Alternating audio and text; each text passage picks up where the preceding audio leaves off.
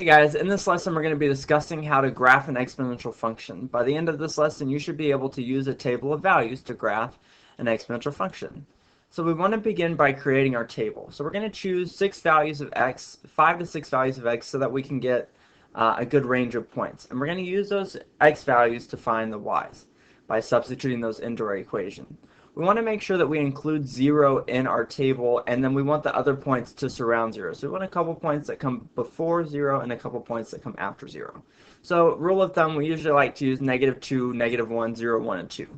Then we're going to plot those points on our graph, and then we'll sketch our graph through that, and then from there we can discuss key features such as domain and range, the y-intercept, and the horizontal asymptote. When we're graphing our exponential function, our graph should look like a smooth curve with a rounded turn. And so it's never going to be parallel to the y-axis. It's going to look like it's going to be, it should look like it's becoming parallel to it, but in reality it should be moving away at a steady pace. And it's never going to be parallel to the horizontal asymptote, which is typically the x-axis, but it should look like it's getting closer and closer and closer and closer and closer to it. Alright, so let's look at this first example. So here we have the graph of y equals 4x, or the equation y equals 4 to the x. And so we're going to graph it, and then we're going to identify the domain and the range, the y-intercept, and the asymptote for this function. And so let's start with plugging in our values. So again, we have -2, -1, 0, 1, and 2. We want to make sure that we include 0 in our table and the points that surround it. So if I plug in -2, or if I substitute that into my equation, that's going to be 4 to the -2nd power, which anything raised to a negative exponent, remember, is going to change. We're going to change it to the reciprocal. So the reciprocal of 4 would be 1/4, and then we're going to raise it to the positive exponent. So 4 to the -2nd is the same thing as saying 1/4 to the 2nd power, or 1/4 squared, which is 1/16, or 0.0625.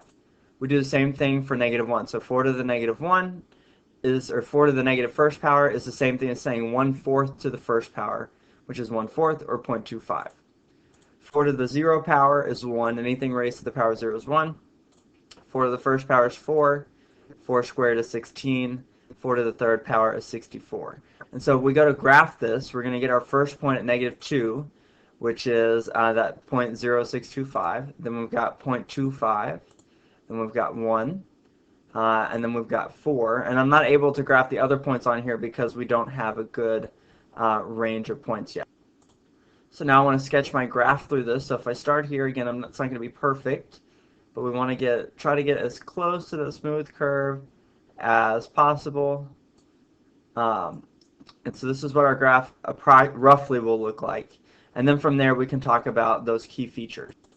So our domain in this case, because this is not a real problem, would be all real numbers. Our range would be y is greater than our asymptote, and our asymptote in this case is 0, so y is greater than 0. Our y-intercept is where it crosses the y-axis, so in this case that would be at 0, 1. And the asymptote would be the x-axis, y is equal to 0. This is where our graph approaches. Let's look at the second example. So here we have the same thing. We have y equals 1/2 to the x. So to the power of x, we're going to graph this. So we're going to begin by substituting in our x values into our equation. So when I substitute in -2, that's 1/2 to the -2nd power. Remember that if we have a negative exponent, we're taking the reciprocal. So the reciprocal of 1/2 would be 2 over 1 squared, which would be 2 squared, which in this case would be 4. Do the same thing for -1. So -1/2 to the -1st power would be the same thing as 2 over 1 to the 1st power, or 2 to the 1st power, which is 2. Then we've got 1/2 to the 0 power, which is 1. 1/2 to the 1st power, which is 1/2. 1/2 squared, which is 1/4.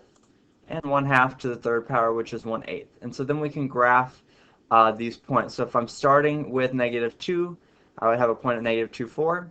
And then I would have a point at -1, 2, then at 0, 1, then at 1 and 1/2, 2 and 1/4, and 3 and 1/8. And then again, we can draw our graph through those. So when I do that, my graph's going to look like this.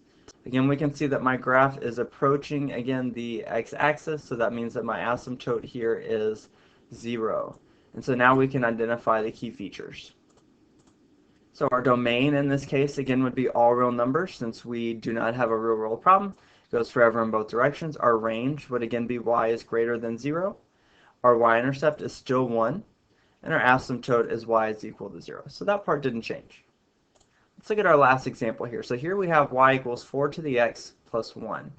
And so again, we're going to do the same thing that we've been doing. We're going to substitute in our values into our table. So when I substitute in -2, that's 4 to the negative second power plus 1, or 1/4 squared plus 1. 1/4 squared is 1/16 plus 1. So we have 1 and 1/16, or if we change the 1/16 to a decimal, that would be 1.0625. Same thing for -1. We get 1/4 to the first power plus 1, 1/4 plus 1, or 1.25. When we do to the 0 power, that's 4 to the 0 plus 1, or 1 plus 1, which is 2. 4 to the first power plus 1, which is 4 plus 1 equals 5. And 2 squared plus 1 is 16 plus 1, which we give us 17. And so then again, we could graph these points. So if I'm graphing, I have, and I actually added a few more points on this one just so that we have a good range. I don't know if they're going to show up. Let's see. There we go. So I got those points, and then I start at -2. That gives me -1 1.625. Then we got 1.25.